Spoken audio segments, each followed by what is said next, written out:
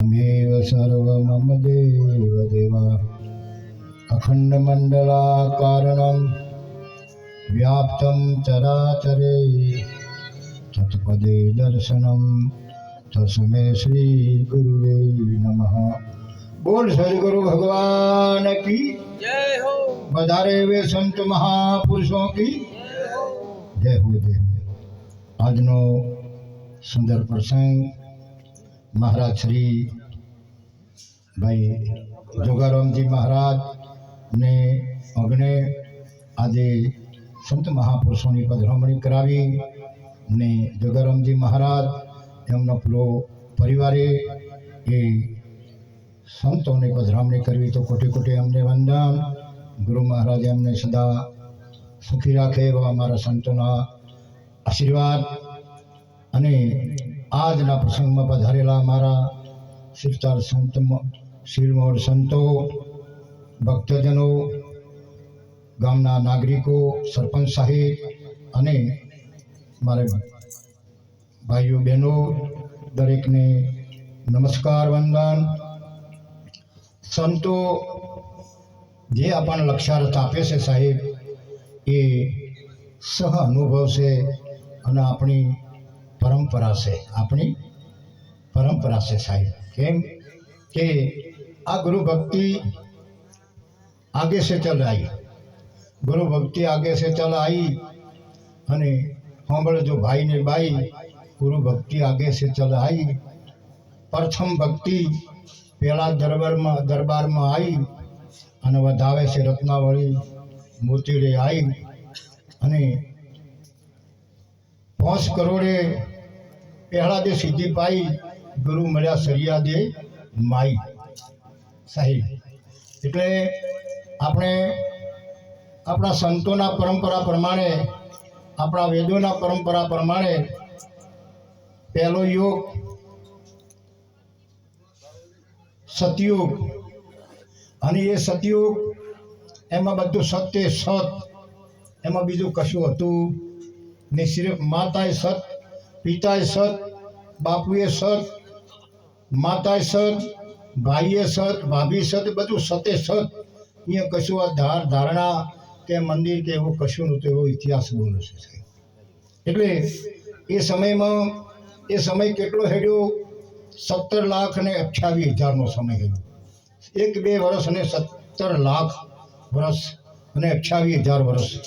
અને એમાં પ્રહલાદજી રાજા હતા અને પ્રહલાદજી ગુરુ સરિયાદેવ અને 5 કરોડ એ સદગુરુને શરણે જઈ અને સદગુરુની શાન સમજી અને એ અમરતાને અમરપદને પામી જ અમારા સાહેબ।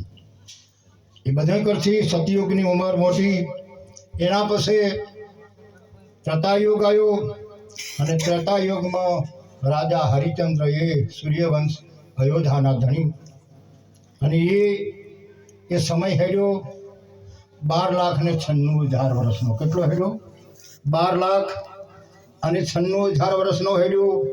અને હરિચંદ્ર રાજા એ સદગુરુ શરણમાં એ હતા અને સદગુરુની વાતને સમજતા હતા અને એમના સમયમાં એમને 7 કરોડની એ ગુરુપદને પામી અને 7 કરોડ સિદ્ધ થયા એટલે એ અમરપદને પામ્યા। એના પછી દ્વાપર યુગ, એમાં કૃષ્ણ અને પાંડુ આવ્યા। એ 8,64,000નો હેડ્યો। કેટલો? 8,64,000નો એ યુગ એક જ હરખો હેડ્યો। એટલે પહેલે બધું સત્ય સત હતું। એના પછી ધ્યાન ધારણા આવી ત્રેતાયુગમાં અને દ્વાપર યુગમાં મંદિર અને હવન ને આવું બધું આવ્યું। મંદિરો આવ્યા, હવન આવ્યા। આ પ્રજા ભૂલી જાય છે।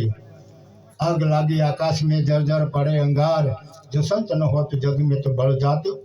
संसार आटला बधा संतोना माध्यमथी, आपણા શાસ્ત્રોના માધ્યમથી, એમ કે વડીલના માધ્યમથી આટલું પીરસવામાં આવે છે પણ છતાંય દાખલ થતું નથી અને કોઈ જેની ચો આંચકોલ નથી એ તરત પ્રગટ થાય છે અંદર, એ તરત જ પ્રગટ થાય। તમને એમણે ભાઈ ભાઈ કરું આવી વાતો હારી કરશે ને યાદ નહીં રહે, પણ એક ગાલ ઠપકાઈ નથી કે તમારે 10 વર્ષ યાદ રહેશે। તરત જ યાદ એ મોજ ખરેખર છે, તેમ પેલી ફોકર કરે એમ। બોલો, સારું નહીં ટકે અને પેલું ટકી જાય છે। એટલે એમાં ધર્મરાજા અને એ યુગ હેડ્યો 8,64,000નું. એમાં મહારાજા એ કૃષ્ણ ભગવાન પણ ભેળા અને ધર્મરાજા વખતે 9 કરોડ સિદ્ધ થયા. સિદ્ધ એટલે ગુરુપદને પામી અને અમરપદને પામ્યા મહારાજ સાહેબ. એના પછી ચોથો યુગ આવ્યો. આ ચોથો યુગ 4,32,000નો. એમાં આપણા સંત શાસ્ત્રો બોલે. એટલે આમાં કેવલ એક જ રાશિ. આ મહારાજો તમને સમજાવે એ જ કળયુગ કેવલ નામ આધારા સુમર સુમર ઉતરે નર हरा नाम लिया जैने सर्व लिया सर्व शास्त्र का भेद बिना नामे नरक गया बड़े बड़े चारों वेद लेने को हरि नाम है देने को अनुदान तरने को आधीनता डूबने को अभी मन साई. तो आ 5, 7, 9 અને આ ચોથા યુગમાં બલિરાજા અને એ બલિરાજાએ 12 કરોડ સિદ્ધ છે. 12 કરોડની ભક્તિ એમની અને 12 કરોડની મંડળી એ ગુરુપદને પામી અને અમરપદને પામ્યા. 5, 7, 9 ને 12 33 કરોડ દેવ. એ આપણા અમે ભોપા કહે છે 33 કરોડ દેવ અને અમારા સંતો કહે છે 33 કરોડ સંત. વાણી ફેર છે, વસ્તુ એકની એક જ છે, નામ એકનું એક છે, પણ એને અમને ઓમ ફેર્યું છે. પાછું સંતોએ તો જમશે એમ જ લેતા આવ્યા છે, પણ એને આ રીતે કે અમારે 33 દુઃખ જોઈએ, પણ છે તો સંતો જ બરોબર. એટલે આ 33 કરોડ એ દેવ. તમે કોઈ પણ મંદિરમાં જુઓ, પાઘડી છે, જબ્બો છે, જે સમયમાં જે પહેરવેશ છે તે મંદિર બંધાયું છે. મોટું આલેસન 5 કરોડનું કે 50,000નું, અને એ મંદિરમાં ઊભા છે આવા તો સમજી લેજો કે આ પાઘડીવાળામાંથી આવ્યા, બીજે ચોથી આવ્યા નથી. અને સણીઓ સોળીનું ઊભા છે, ભલે જાણ તો ભાગ ઉપર ચો બેઠો, હે, પણ આ મારી બહેનો છે ને મારી માતાઓ એવા જ છે. કોઈ બીજા છે એ મંદિરમાં જુઓ તો અહીંયાથી તો એક સંતો એનો પુરાવો આલે છે. પશુ કી પનિયા બને નર કો કશું ન હોય, જો નર કરણી કરે નર સે નારાયણ હોય. આ નરમાંથી નારાયણ બન્યા છે સાહેબ, અને આ નારીમાંથી નારાયણીઓ બની છે. હે, એમાં તો ઉપરથી વરસી નથી અને ભૂમિમાંથી એ ઉગી નીકળી નથી, અહીંથી જ આવી છે, બીજી ચોથી આવી નથી. ને આપણે નમાલા થઈને બેઠા છો કે અમારથી કોઈ ન બને.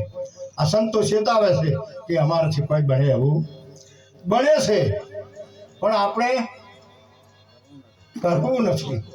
મીરાબાઈ કહે છે ને, મારો હીરો ખોવણો કતરામાં પતિના ઝઘડામાં મારો હીરો ખોવણો ચકડામાં. જેની સુરતા સુગડ સમેટે એના ઘટમાં સાહેબ ભેટે, પણ નજર ન રાખી પછી ત્યાંથી ભેટે. એટલે મહાપુરુષો કહે છે, એક આપણે થોડી ડૂમકી મારીએ તો શું કહે છે, આ સ્થૂળ શરીર જે દેખાય એને સ્થૂળ શરીર કહે છે, પંચતત્વનું છે. હવે એમાં જાગ્રત અવસ્થા એનું સ્થાન ક્યાં છે, સંતોને ખબર જ છે. જાગ્રત અવસ્થા એનું સ્થાન નેત્ર છે. તમે જાગતા હો તો ખાસ કરીને કામ ક્યાંથી થાય છે, હોંકથી જ થાય છે. અને સૂરદાસ છે તો એનું કામ થાય છે, પણ એની અંતરની ઉઘડેલી છે સાહેબ. જાગ્રત અવસ્થા, નેત્ર સ્થાન, આ બોલાય વેખરી વાચા.